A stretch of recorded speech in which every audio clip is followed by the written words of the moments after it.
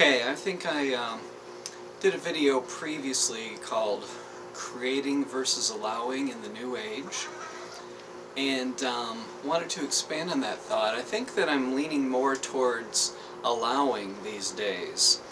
I haven't heard really convincing results from people who utilize law of attraction. I know that there are, different examples that people utilize, but in terms of people I know, it hasn't really been an effective way of really becoming more peaceful.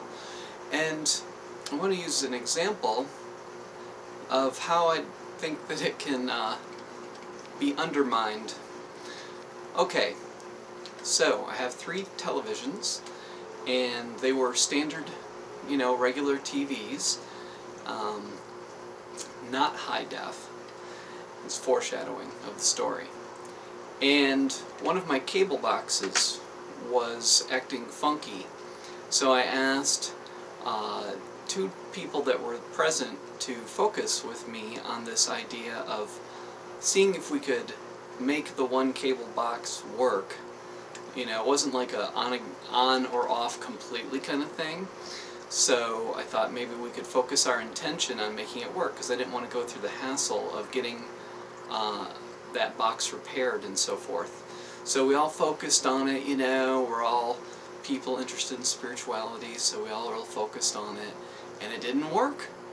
And then I realized that I really didn't want standard def television anymore. I wanted high def.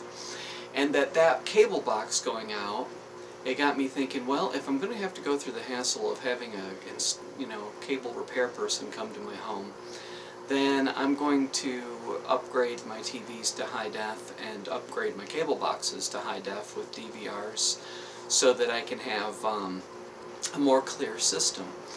And I felt as though this was an example of how we think we know what we want and can try to attract what we want, such as the standard cable box being repaired. But sometimes the universe knows better than we do about what we really want, because we have so many cloudy intentions, intentions that come from places other than our higher self. And that's why I feel that allowing things to happen as they do, like a lot of times I'll find if an electronics related thing doesn't work, then I can find it frustrating, but it's a sign I need to upgrade, and that's how the universe works. If we're not upgrading at the pace that we want to, in terms of the things that make life more in flow or creatively expressive or that kind of thing, then sometimes the universe helps move us along.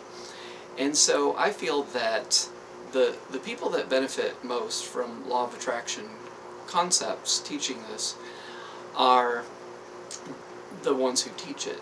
And I think the people who teach it are the ones who benefit the most from the idea, because they attract a lot of abundance, because people love the idea of thinking about things, focusing on them, shifting their vibration towards what they want and receiving it.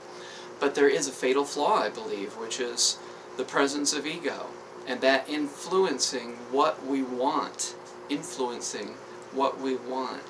ego, and thinking that we know best. And I think about a couple things I've read that are congruent to me. I believe it was in Friendship with God by Neale Walsh, where his channeled guidance said, don't have any preferences.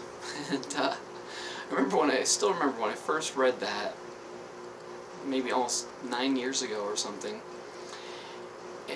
and it just resonated. Don't have any preferences. Powerful.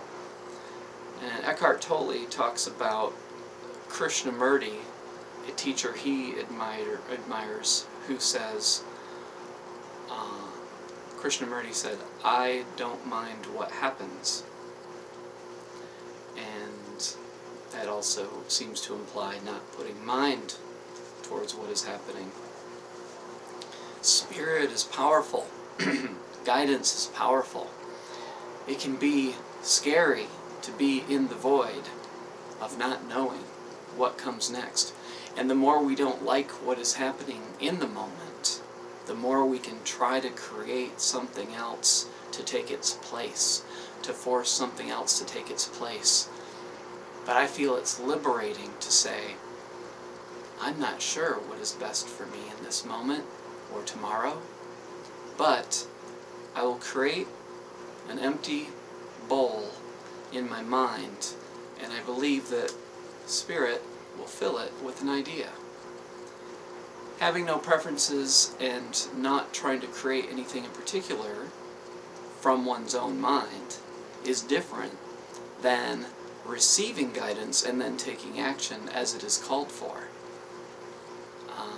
So many times, like I have a lot of different websites, I'll just feel a pull towards checking something out and then looking around, and then I'll find something that needs to be updated, a graphic that needs to be changed, some kind of call to action.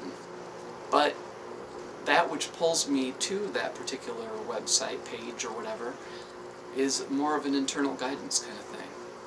So I believe that there are, within any teaching of law of attraction, from The Secret or the Abraham Hicks teachings, you can find wisdom, just like you can find wisdom from like the New Testament.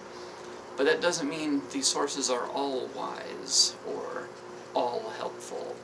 There's things that can be used by the ego.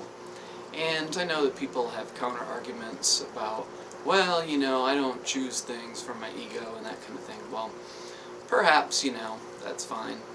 But I believe that receiving guidance about what we want is more effective than thinking, I know what I want from the get-go. If it comes from a guided place where it feels right in your body, then yeah, take the steps to create it.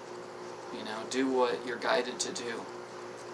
There's a real liberation that comes from letting go of needing to make a lot of decisions and feeling more that, you know, Spirit is the wind and you are the leaf, and you will go.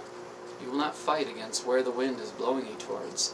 And sometimes you will go over here and you explore this extreme, you explore the other extreme, and then you find where your balance place is. And I think that's a powerful way to learn, is just saying, what am I about over here and what am I about over there, and just trying these different personalities on, ways of being, and then seeing what you learn about yourself in that process. Because sometimes it's through the experience that you learn, and only through the experience that you learn. So, those are my thoughts. Thanks for listening.